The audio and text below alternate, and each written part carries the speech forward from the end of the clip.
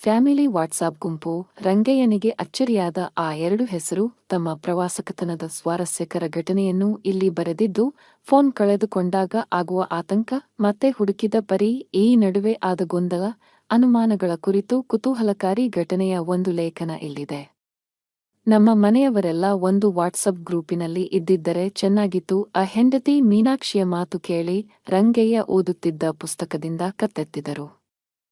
ಹೌದು, ನೀನು ಮನೆ ಮಕ್ಕಳನ್ನು ಒಗ್ಗಟ್ಟಾಗಿ ಇಟ್ಟಿದೀಯಲ್ಲ, ವಾಟ್ಸಪ್ ಗುಂಪು ಇರಲೇಬೇಕು. ತಿರಸ್ಕಾರ ತುಂಬಿದ ಅವರ ಮುಖ ದನಿಯನ್ನು ಗಮನಿಸದೆ ಮೀನಾಕ್ಷಿ ತನ್ನ ಮೊಬೈಲಿನಲ್ಲಿ ಮುಳುಗಿದಳು. ರಂಗಯ್ಯ ಪುಸ್ತಕದ ಕಡೆ ಗಮನವಿಡಲು ಶುರುಮಾಡಿ ವಿಫಲರಾದರು. ಮನಸ್ಸಿನಲ್ಲಿ ಮಡುಗಟ್ಟಿದ್ದ ನೋವು ಮತ್ತೆ ಎದೆಯಾಳದಲ್ಲಿ ತಲೆ ಎತ್ತಿತು. 3 ಹೆಣ್ಣು, 1 ಗಂಡು, ಹೊಟ್ಟೆ ಬಟ್ಟೆಗೆ ಸಾಕಾಗುವಷ್ಟು ದುಡ್ಡು, ಸ್ವಂತ ಮನೆ.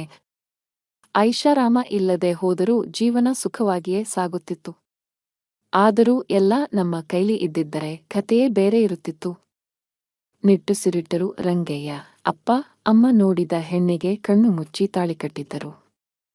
ಮದುವೆಯಾದ ಕೆಲ ದಿವಸಗಳಲ್ಲಿ ಮೀನಾಕ್ಷಿಯ ಬಗ್ಗೆ ಸಂಪೂರ್ಣವಾಗಿ ಅರಿವಾಯಿತು. ಸ್ವಾರ್ಥಿ, ದುರಹಂಕಾರದ, ತನ್ನ ಬಗ್ಗೆ ಮಾತ್ರ ಕಾಳಜಿ ಇರುವ ಹೆಣ್ಣು ಅವಳು. ಮದುವೆಯಾದ ಕೆಲವು ದಿನಗಳಲ್ಲಿ ರಂಗಯ್ಯನ ತಮ್ಮ ತಂಗಿಯರನ್ನು ದೂರ ಮಾಡುವುದರಲ್ಲಿ ಯಶಸ್ವಿಯಾದಳು. ಎಲ್ಲದಕ್ಕಿಂತ ಅವನ ಮನಸ್ಸು ಬಹಳ ನೊಂದಿದ್ದು, ತನ್ನ ವಯಸ್ಸಾದ ವಿಧವೆ ತಾಯಿಯನ್ನು ಮೀನಾಕ್ಷಿ ಬಹಳ ಕೀಳಾಗಿ ಕಂಡಿದ್ದು. ಆದರೆ ತನ್ನ ಸಂಸಾರದ ರಥ ಸರಿಯಾಗಿರಬೇಕಾದರೆ ಮೀನಾಕ್ಷಿಗೆ ತಾನು ಜೊತೆಗೂಡಬೇಕು ಎಂಬ ಕಟುಸತ್ಯವನ್ನು ಸಹ ಅರ್ಥಮಾಡಿಕೊಂಡು ಅವಳನ್ನು ಅನುಸರಿಸಿ ಹೋಗುತ್ತಿದ್ದ. ನಿನ್ನ ಹೆಂಡತಿಯ ಇಷ್ಟದಂತೆ ಬೇರೆ ಮನೆ ಮಾಡಿ ಕರೆದುಕೊಂಡು ಹೋಗು ಎಂದು ತಾಯಿ ಹೇಳಿದಾಗ ಅವಮಾನದಿಂದ ತಲೆ ತಗ್ಗಿಸುವಂತೆ ಆಗಿತು. ಮೀನಾಕ್ಷಿ ಜೊತೆ ಸಣ್ಣ ಬಾಡಿಗೆ ಮನೆಯಲ್ಲಿ ಶುರುವಾದ ಸಂಸಾರ ಒಳ್ಳೆಯ ಸಂಗೀತದಂತೆ ಇರಲಿಲ್ಲ. ಅವಳ ಅಸಹನೆ, ದುರಾಸೆ, ಸಣ್ಣತನ ಅವನನ್ನು ಬಹಳ ದುಃಖಕ್ಕೀಡು ಮಾಡಿತು. ಮನೆಯಲ್ಲಿ ಯಾವಾಗಲೂ ವಿರಸ. ಅದರಲ್ಲಿ ಅರಳಿದವು 2 ಹೆಣ್ಣು ಮಕ್ಕಳು. ಮಕ್ಕಳು ಹುಟ್ಟಿದ ಮೇಲೆ ಮೀನಾಕ್ಷಿ ಮತ್ತಷ್ಟು ಜಗಳಗಂಟಿಯಾದಳು. ಮದುವೆಯಾದ ಹೊಸತರಲ್ಲಿ ಇರದಿದ್ದ ಮೃದು ಹೃದಯ ಈಗೆಲ್ಲಿ ಬರುತ್ತದೆ? ಮಕ್ಕಳು ಸಹ ಅವಳಂತೆಯೇ ಜೋರಾಗಿದ್ದು ರಂಗಯ್ಯನಿಗೆ ಬಹಳ ಬೇಸರವಾಯಿತು. ಇಷ್ಟರಲ್ಲಿ ತಮ್ಮ ತಂಗಿಯರು ನೆಲೆಗೊಂಡು ತಾಯಿ ಒಬ್ಬಳೇ ಇರುವಂತಾಯಿತು. ಈಗ ತನ್ನ ತಾಯಿಯನ್ನು ನೋಡಿಕೊಳ್ಳುವುದು ಹಿರಿ ಮಗನ ಕರ್ತವ್ಯ ಎಂದು ಎಷ್ಟು ತಿಳಿ ಹೇಳಿದರೂ ಮೀನಾಕ್ಷಿ ಒಪ್ಪಲೇ ಇಲ್ಲ. ಆಗಷ್ಟೇ ಕೆಲಸಕ್ಕೆ ಸೇರಿದ ತಮ್ಮನ ಬಳಿ ತಾಯಿಯನ್ನು ಕರೆದುಕೊಂಡು ಬಂದ ರಂಗಯ್ಯನಿಗೆ ಮನಸ್ಸು ಸಂಪೂರ್ಣವಾಗಿ ಮುರಿದು ಹೋಗಿತ್ತು. ಈ ಸಮಯದಲ್ಲಿ ರಂಗಯ್ಯನಿಗೆ ಬೇರೆ ಊರಿಗೆ ವರ್ಗವಾಯಿತು. ಆದರೆ ಬೆಳೆಯುತ್ತಿದ್ದ ಮಕ್ಕಳು ಹಾಗೂ ಮತ್ತೆ ಗರ್ಭಿಣಿಯಾಗಿ ಅವಳಿ ಮಕ್ಕಳನ್ನು ಹೊತ್ತಿದ್ದ ಮೀನಾಕ್ಷಿಯನ್ನು ಕರೆದೊಯ್ಯುವಂತೆ ಇರಲಿಲ್ಲ. ತಾಯಿಯನ್ನು ಆದರೂ ಕರೆದುಕೊಂಡು ಹೋಗೋಣ ಎಂದರೆ ಅದು ಒಂದು ಹಾಳುಕೊಂಪೆ. ತಮ್ಮನ ಮನೆಯಲ್ಲಿ ಹೇಗೋ ಅನುಸರಿಸಿಕೊಂಡು ಹೋಗುತ್ತಿದ್ದ ಹೆತ್ತ ತಾಯಿಯನ್ನು ಮತ್ತೆ ಹೊರಡಿಸುವ ಮನಸ್ಸಾಗಲಿಲ್ಲ. ವರ್ಗಾವಣೆ ಆದ ಊರಿನಲ್ಲಿ ಒಬ್ಬನೇ ಕಷ್ಟಪಡುತ್ತಿದ್ದವನಿಗೆ ತನ್ನ ಆಫೀಸಿನಲ್ಲಿ ಇದ್ದ ವನಜಳ ಪರಿಚಯವಾಯಿತು. ವಯಸ್ಸಾದ ತಾಯಿಯ ಜೊತೆ ವಾಸವಾಗಿದ್ದ ಅವಳು ಹೆಂಡತಿಯಿಂದ ಬೇಸರಗೊಂಡಿದ್ದ ರಂಗಯ್ಯನ ಬಾಳಿನಲ್ಲಿ ಹೊಸ ಹುರುಪು ತುಂಬಿದಳು. ಯಾವ ಸಮಯದಲ್ಲಿ ಒಂದಾದದ್ದು ಎಂದು ಇಬ್ಬರಿಗೂ ಅರಿವಾಗಲಿಲ್ಲ. ಅಷ್ಟರಲ್ಲಿ ಮೀನಾಕ್ಷಿಗೆ ಅವಳಿ ಗಂಡು ಹೆಣ್ಣು ಹುಟ್ಟಿ 4 ಮಕ್ಕಳ ಜವಾಬ್ದಾರಿ ಅವಳ ತಲೆ ಮೇಲೆ ಬಿದ್ದಾಗ ಅವಳು ಸಿಕ್ಕಾಪಟ್ಟೆ ಗಲಾಟೆ ಮಾಡಿ ಗಂಡನನ್ನು ವಾಪಸ್ಸು ಕರೆಸಿಕೊಳ್ಳಲು ಪ್ರಯತ್ನಿಸಿದಳು. ಮುಂಚಿನಿಂದ ಅವಳಿಗೆ ತವರು ಮನೆಯವರ ಹಾಗೂ ಕೆಲವು ಗೆಳತಿಯರ ಬೆಂಬಲವಿತ್ತು. ಆದರೂ ಗಂಡ ಜೊತೆಯಲ್ಲಿ ಇರದೆ ಕಿರಿಕಿರಿಯಾಗುತ್ತಿತ್ತು. ರಂಗಯ್ಯ ಸಾಕಷ್ಟು ಹಣ ಹಾಗೂ ಸಮಯ ವ್ಯಯ ಮಾಡಿದ ಮೇಲೆ ಮತ್ತೆ ಮೊದಲಿದ್ದ ಊರಿಗೆ ವರ್ಗಾವಣೆಯಾಯಿತು. ಅಷ್ಟರಲ್ಲಿ ಹೆಣ್ಣು ಮಗು ಒಂದು ವನಜಳ ಮಡಿಲು ತುಂಬಿತ್ತು. ತಾನು ಸಹ ಕೆಲಸದಲ್ಲಿ ಇದ್ದಿದ್ದರಿಂದ ವನಜಳಿಗೆ ಮಗಳನ್ನು ಸಾಕುವುದು ಕಷ್ಟವಿರಲಿಲ್ಲ. ಜೊತೆಯಲ್ಲಿ ವಿಧವೆ ತಾಯಿಯ ಸಹಕಾರವೂ ಇತ್ತು. ಕೈಲಾದಷ್ಟು ಸಹಾಯ ರಂಗಯ್ಯ ಕೂಡ ಮಾಡಿದರು. ವರ್ಗಾವಣೆಯಾದ ಮೇಲೆ ವನಜ ಹಾಗೂ ಮಗುವನ್ನು ಬಿಟ್ಟು ಬರಲು ಬಹಳವೇ ಬೇಸರಗೊಂಡಿದ್ದರು. ವಾಪಸ್ಸು ಬಂದ ರಂಗಯ್ಯನಿಗೆ 4 ಮಕ್ಕಳ ಹಾವಳಿ, ಮೀನಾಕ್ಷಿಯ ಸತತ ಕಿರಿಕಿರಿ, ಮಕ್ಕಳ ಗಲಾಟೆ, ದುಡ್ಡು ಹವಣಿಸುವುದು ಸಾಕಷ್ಟು ಸುಸ್ತು ಮಾಡಿತ್ತು. ವನಜ ಅವರಿಂದ ಸಿಕ್ಕ ಪ್ರೀತಿಗೆ ತೃಪ್ತಿಯಾಗಿ ಇದ್ದಳು. ಕೆಲವೊಮ್ಮೆ ಆಫೀಸಿಗೆ ಕರೆ ಮಾಡಿ ಮಾತನಾಡುತ್ತಿದ್ದರು. ಆದರೆ ಮನಸ್ಸು ನಿಲ್ಲುತ್ತಿರಲಿಲ್ಲ. ತಾನು ತಪ್ಪು ಮಾಡಿದೆ, ಇಬ್ಬರು ಹೆಣ್ಣುಗಳ ಮನಸ್ಸನ್ನು ನೋಯಿಸುವಂತಹ ಕೆಲಸ ಮಾಡಿದೆ ಎಂದು ರಂಗಯ್ಯನ ಮನಸ್ಸು ಕೊರಗತೊಡಗಿತ್ತು. ಯಾವುದೋ ವಿಷ ಗಳಿಗೆಯಲ್ಲಿ ಮೀನಾಕ್ಷಿಗೆ ಸುದ್ದಿ ತಿಳಿದು ತಕ್ಷಣವೇ ತನ್ನ ಗೆಳತಿಯನ್ನು ಕರೆದುಕೊಂಡು ವನಜಳ ಊರಿಗೆ ಹೊರಟಳು. 4 ಮಕ್ಕಳನ್ನು ಅವಳ ಮನೆ ಮುಂದೆ ನಿಲ್ಲಿಸಿ ದೊಡ್ಡ ಗಲಾಟೆ ಮಾಡಿದ ಮೀನಾಕ್ಷಿಯ ರಂಪಾಟಕ್ಕೆ ಬೆದರಿ ಹೋದಳು ವನಜ. ಸುತ್ತಮುತ್ತಲ ಜನರೆದುರು ತಾನು ಹಾಗೂ ತನ್ನ ತಾಯಿ ತಲೆ ತಗ್ಗಿಸುವಂತಾಗಿದ್ದು. ಅಕ್ಕಪಕ್ಕದ ಜನರು ತನ್ನನ್ನು ಹಾಗೂ ಮಗಳನ್ನು ಅಸ್ಪೃಶ್ಯರಂತೆ ಕಾಣತೊಡಗಿದಾಗ ನೆರೆಹೊರೆ ನೆಂಟರ ತಿರಸ್ಕಾರ ಸಹಿಸಲಾಗದೆ ಆತ್ಮಹತ್ಯೆಗೂ ಪ್ರಯತ್ನಪಟ್ಟಳು. ಹೇಗೋ ಕಷ್ಟಪಟ್ಟು ಅವಳನ್ನು ಉಳಿಸಿಕೊಂಡ ಅವಳ ತಾಯಿ ಅವಳನ್ನು ಹಾಗೂ ಮಗುವನ್ನು ಕರೆದುಕೊಂಡು ತನ್ನ ನೆಂಟರಿದ್ದ ದೂರದ ಊರಿಗೆ ಕರೆದೊಯ್ದಳು. ಅವಳ ವಿಳಾಸವೂ ಗೊತ್ತಾಗದೆ ರಂಗಯ್ಯ ಅನುಭವಿಸಿದ ಮಾನಸಿಕ ಯಾತನೆ ಅಷ್ಟಿಷ್ಟಲ್ಲ. ತಲೆ ಮೇಲೆ ಕೈಹೊತ್ತು ಕುಳಿತ ಅವನಿಗೆ ದುಃಖಿಸುವುದು ಬಿಟ್ಟರೆ ಬೇರೇನೂ ಆಗಲಿಲ್ಲ. ಮೀನಾಕ್ಷಿ ಉಗ್ರಕಾಳಿಯಂತೆ ಜಗಳ ತೆಗೆದಿದ್ದಳು. ಮಧ್ಯೆ ಮಾತನಾಡಲು ಬಂದ ರಂಗಯ್ಯನ ತಾಯಿಗೆ ಸಾಕಷ್ಟು ಅವಮಾನವಾಯಿತು.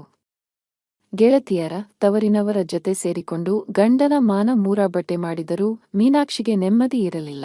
ಪದೇ ಪದೇ ಹಂಗಿಸುವುದು. ಪ್ರೀತಿಯೊಂದು ವಿಷಯಕ್ಕೂ ವನಜಾಳ ನೆಪ ಮಾಡಿ ಹಿಂಸಿಸುತ್ತಿದ್ದ ಅವಳಿಂದ ರಂಗಯ್ಯ ಸಂಪೂರ್ಣವಾಗಿ ವಿಮುಖವಾದ. ತನ್ನ ತಪ್ಪಿನಿಂದ ಒಬ್ಬ ಅಮಾಯಕ ಹೆಣ್ಣಿನ ಬಾಳು ಹಾಳಾಯಿತು ಎಂಬ ಕೊರಗು ಅವನಿಗೆ ನಿರಂತರವಾಯಿತು. ನೆಂಟರಲ್ಲಿ ಸಹ ಇವರ ಸಂಸಾರ ಎಲ್ಲರ ಬಾಯಿಗೆ ಆಹಾರವಾಯಿತು. ಎಲ್ಲರ ಬಳಿ ತಿರಸ್ಕಾರಗೊಂಡ ರಂಗಯ್ಯ ವ್ಯಕ್ತಿತ್ವವೇ ಬದಲಾಯಿತು.